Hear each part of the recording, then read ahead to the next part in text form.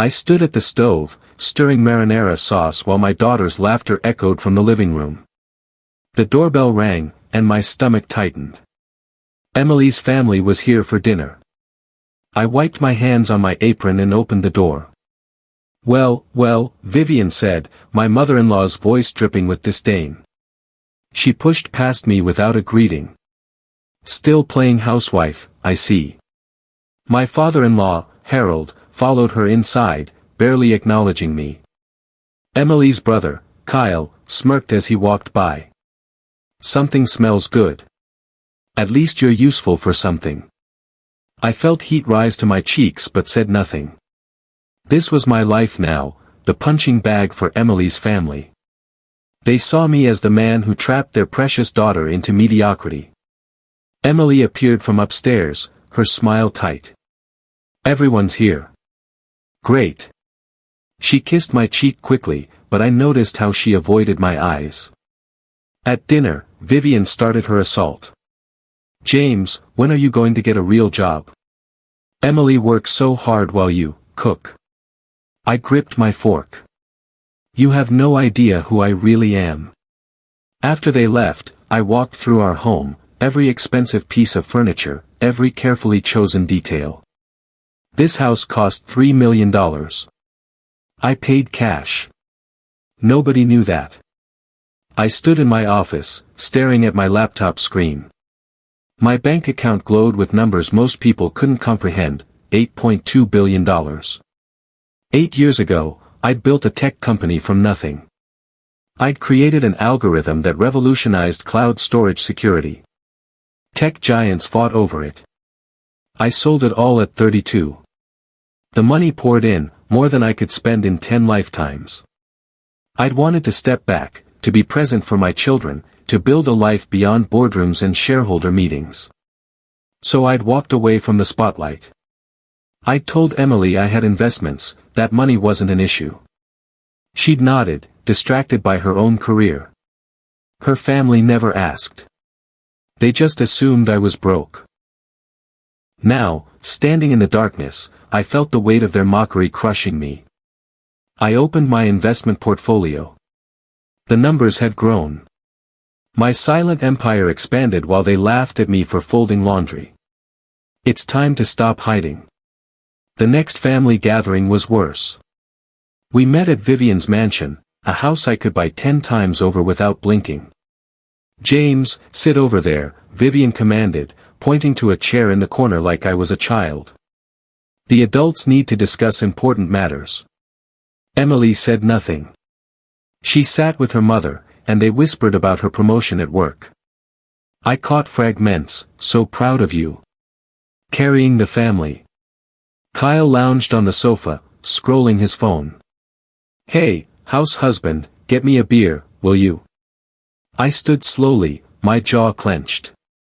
I walked to the kitchen, pulled out a beer, and handed it to him without a word. Harold cleared his throat. "Emily, you really should consider whether James is the right role model for the children. A man should provide, not, whatever this is." My hands shook. I excused myself to the bathroom and locked the door. Later, I overheard Emily and Vivian in the hallway. "Mom, he's trying," Emily said weakly. "Trying? Sweetheart, he's useless. You deserve better." This stings deeper than any insult. My phone buzzed at midnight. The name on the screen made my heart race, Blake Morrison, my old business partner. "James. It's been too long, man." We talked for an hour. Blake was launching a new venture, artificial intelligence for medical diagnostics. He needed someone with my expertise, my vision. "I don't know," I said. "I'm out of that world now." "Are you? Or are you just hiding?"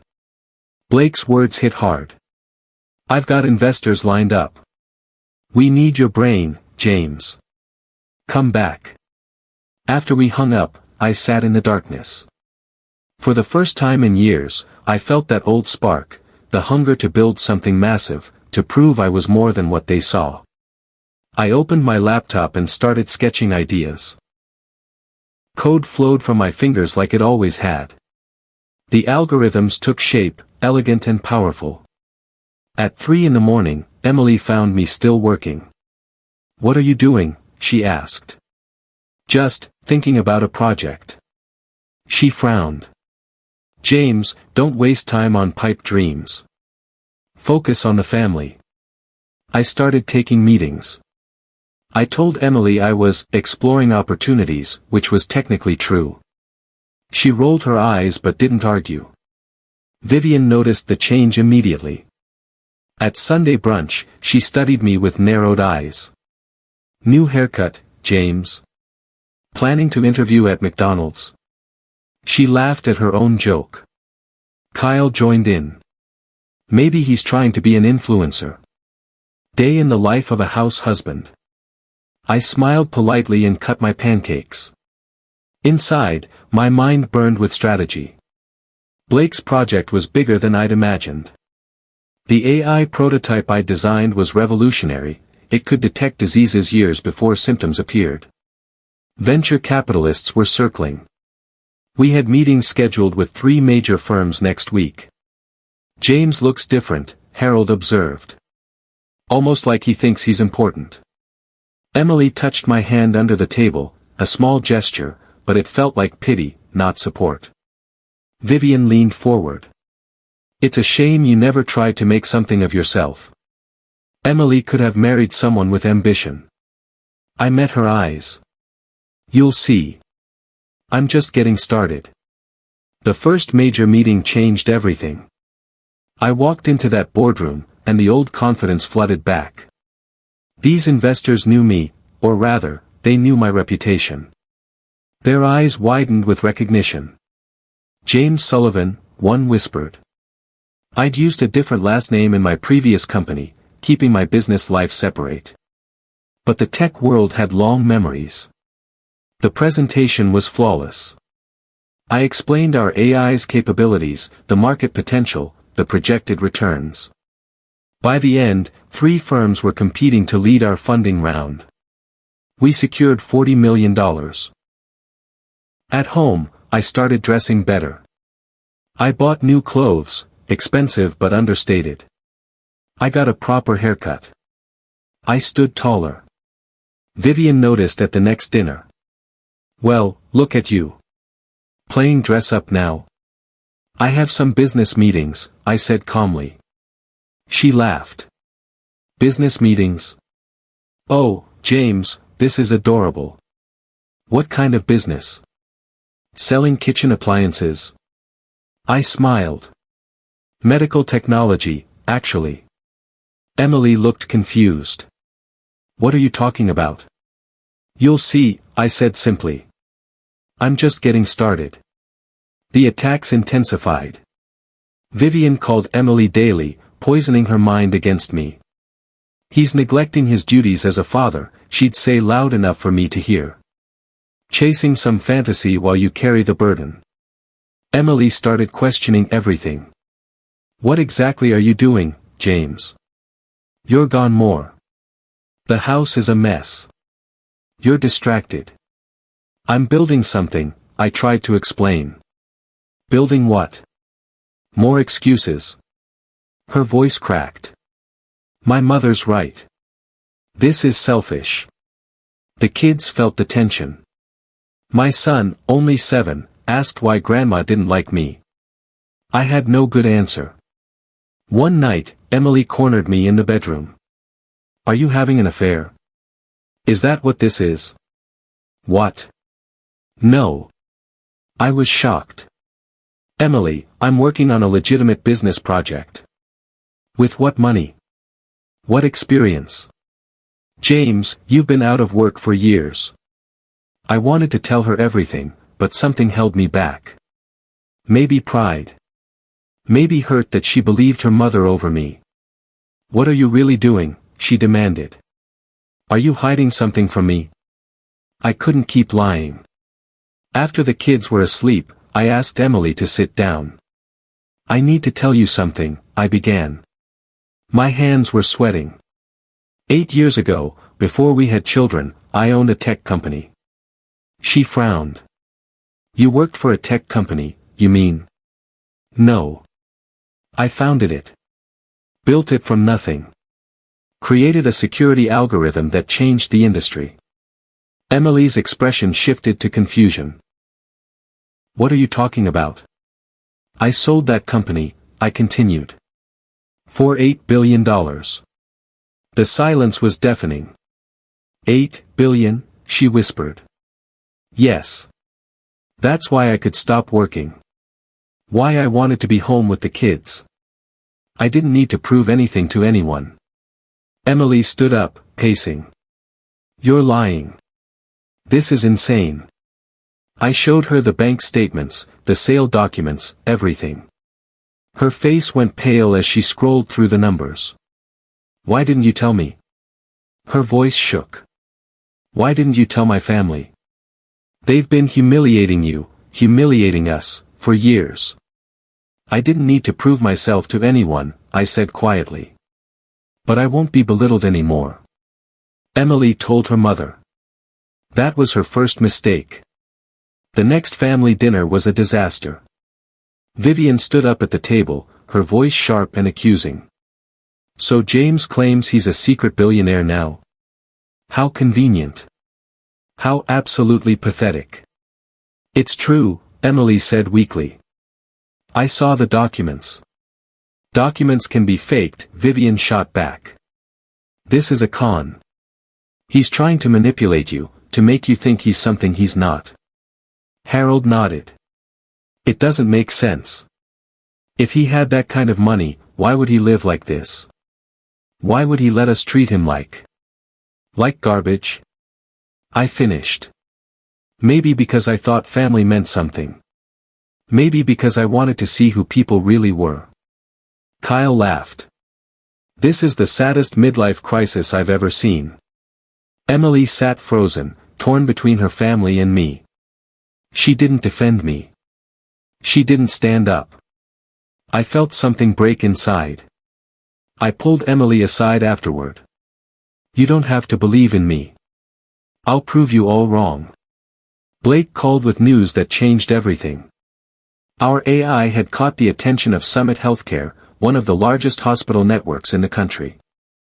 They wanted to pilot our technology in 20 hospitals.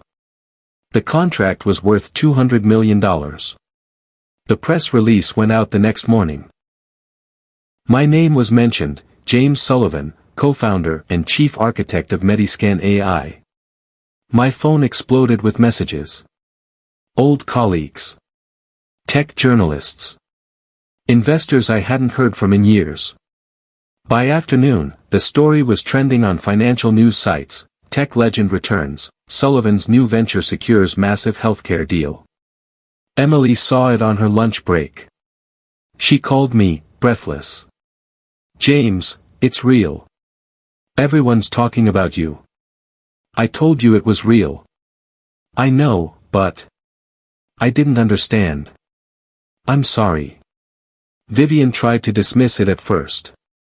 One deal doesn't mean anything, she told Emily. He probably exaggerated his role. But the evidence kept mounting. Emily watches as James receives his first round of press coverage, silently amazed. Vivian's campaign against me took a dark turn. She started spreading rumors to extended family that I'd somehow stolen money, that the business was a scam to hide illegal activities. Where does $8 billion come from? She asked loudly at a cousin's wedding. Nobody makes that kind of money honestly. Mark my words, this will all come crashing down. Emily heard the whispers. She came home crying. My mother is telling everyone you're a criminal. She's destroying our reputation. Our reputation? I asked. Or hers? James, this is serious. She's saying you're going to lose everything, that I should protect myself legally, maybe even divorce you. The betrayal cut deep. After everything, Vivian was still trying to control our lives. I scheduled a meeting with my lawyer. If Vivian wanted war, she'd get one, but on my terms. That evening, I found Vivian alone in Emily's childhood home. I knocked, and she answered with a smug smile. James. Come to confess. No, I said calmly. I came to tell you something. You don't get to tell me what I am anymore. And if you keep spreading lies, my lawyers will make sure you regret it. Her smile faltered. Good. The confrontation came at Vivian's birthday party. She'd invited half the city, a show of power and influence. She cornered me by the bar. Still pretending to be important, James? I'm not pretending anything. You've manipulated my daughter with your lies. She actually believes you're some kind of genius. I set down my drink. I am a genius, Vivian. That's not arrogance. It's fact. I built something extraordinary, and I walked away because family mattered more. But you've spent years making me regret that choice. People were starting to watch. You've lied to this family, I continued, my voice rising. You've told Emily I'm worthless, told everyone I'm a con artist. You've poisoned my children against me. Why? Because you can't stand that your daughter married someone you can't control. Vivian's face went red. How dare you? No, how dare you, I cut her off. Every insult. Every joke. Every time you made me feel small. I let it happen because I thought family was worth the sacrifice. I was wrong. Emily appeared at my side. For the first time, she looked at her mother with clear eyes. He's right, Mom. You've been cruel. You've been controlling. And you've been wrong. Vivian's voice turned cold. Choose carefully, Emily. Side with him, and you're out of this family. Out of the will. Emily took my hand. Then I'm out. The company exploded. Within 3 months, Mediscan AI had expanded to 50 hospitals. We were saving lives, detecting cancers, heart diseases, neurological disorders years before traditional methods could. The media loved the story, reclusive tech billionaire returns to change healthcare. Forbes called for an interview. So did CNN and Bloomberg. I did a few, carefully controlling the narrative. My net worth climbed. The new company was valued at $3 billion, and I owned 60%. But success brought new enemies. Vivian didn't give up. She contacted potential investors with her poison, claiming I was unstable, that the technology was overblown. One investor called Blake. Listen, I'm getting some weird calls about James Sullivan. His mother-in-law is saying some pretty crazy stuff. Blake laughed. James's mother-in-law is a nightmare. Ignore her completely. But the damage was spreading. Vivian had connections, old money, social influence. She weaponized every relationship to attack my credibility. Emily was devastated. She's trying to destroy you. Why? What did we ever do to her? We existed outside her control, I said. That's enough. I decided to fight fire with fire. If Vivian wanted to play in the business world, I'd show her how it was really done. Through my network, I discovered something interesting. Harold's family business, the one Vivian was so proud of, was struggling. They'd made bad investments, and several board members were looking to sell their shares. I bought them quietly. Within 2 weeks, I owned 30% of Hampton Industries, Vivian's family legacy. I called a board meeting. When Harold and Vivian walked in and saw me at the table, their faces went white. Hello, I said pleasantly. I think we need to discuss some operational changes. Harold sputtered. What is this? What are you doing here? I'm a major shareholder now. Which means I have a voice in how this company runs. Vivian's hands shook with rage. You can't do this. This is our family's company. And I'm family, aren't I? I smiled. Or was that only true when you thought I was worthless? I pushed through changes that saved Hampton Industries, modernized their systems, cut wasteful spending, brought in competent management. Profits climbed. You'll never control me again, I told Vivian in private. Accept that, or keep fighting. Either way, I'm not going anywhere. The family split into camps. Emily's younger sister, Nicole, reached out to apologize for years of cold treatment. I just followed Mom's lead, she admitted. I'm sorry. But Kyle doubled down, siding firmly with Vivian. You're tearing this family apart, he accused me at a holiday gathering. I'm not tearing anything apart. I'm just refusing to be your punching bag anymore. Harold sat in silence, watching his family fracture. He'd always been weak, following Vivian's lead. Now he looked lost. Emily grew stronger through the conflict. She started setting boundaries with her mother, refusing to tolerate the attacks on me. I spent years thinking my mother knew best, she told me one night. I let her convince me you weren't enough. I'm so sorry, James. We'll rebuild, I said. Together. But Vivian wouldn't quit. She pulled Kyle aside at Christmas, and I overheard her. True family loyalty means standing with me. Your sister has been brainwashed. We can't let him win. The final blow to Vivian's credibility came from an unexpected source. A financial journalist investigating Hampton Industries discovered emails Vivian had sent to competitors, trying to sabotage deals and damage the company out of spite for my involvement. The story broke on a Tuesday morning. Family drama turns corporate, board member accused of sabotage. Vivian's face was everywhere. Her attempts to hurt me had backfired spectacularly. The board demanded her resignation immediately. She tried to play the victim, calling reporters and claiming I'd manipulated everything. But the emails were damning. She'd put personal vendetta above the company's well-being. Harold finally found his spine. He called her out publicly, saying her behavior was unacceptable. Kyle tried to defend her but looked foolish doing it. Even he couldn't spin emails where Vivian literally wrote, I don't care if the company suffers. James Sullivan will not win.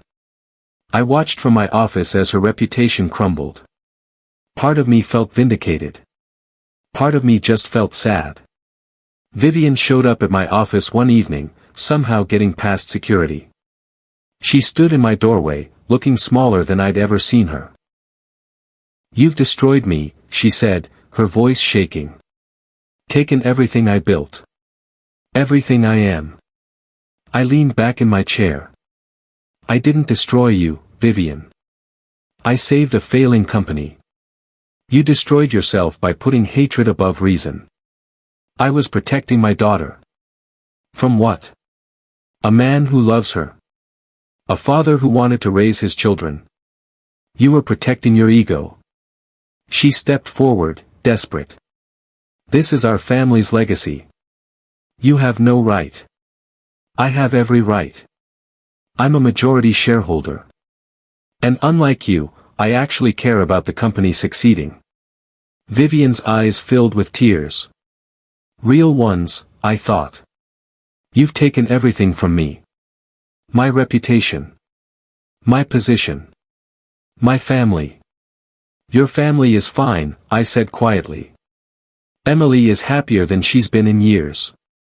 Nicole is relieved to be free of your control. Even Harold is finding his own voice. And Kyle? Kyle will figure it out eventually. She stood there, defeated. Emily had warned me she might come. Don't gloat, Emily had said. Just be firm. I stood up. You've lost, Vivian. Accept it. Move on. Maybe rebuild some relationships. But this, us versus you, it's over. With Vivian out of the picture, everything shifted.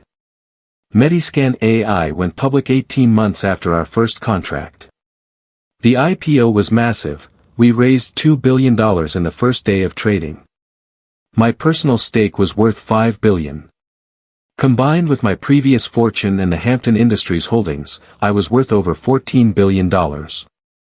Forbes put me on their cover, The Comeback King, How James Sullivan Went from House Husband to Healthcare Revolutionary. The irony wasn't lost on me.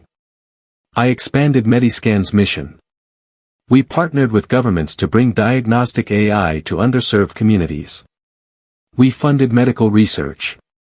We created scholarships for aspiring healthcare workers. Emily joined the company's board, using her business expertise to help guide our philanthropic efforts. Harold, freed from Vivian's influence, became an ally. He admitted he'd been wrong about me, wrong about everything. I was weak, he said over coffee one day. I let her tell me what to think. I'm sorry, James. I accepted his apology. Life was too short for grudges. The global expansion came from an unexpected source. The European Union wanted to implement Mediscan across their healthcare systems. The deal was worth €3 billion. I stood in front of a packed auditorium in Brussels, explaining our vision. Not just for profit, but for genuinely changing how medicine worked worldwide.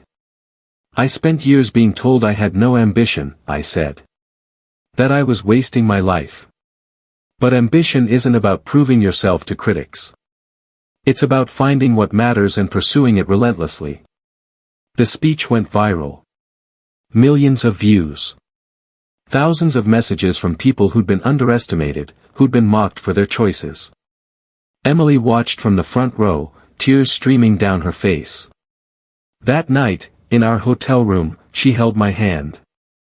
I've always believed in you, she said. I just forgot for a while.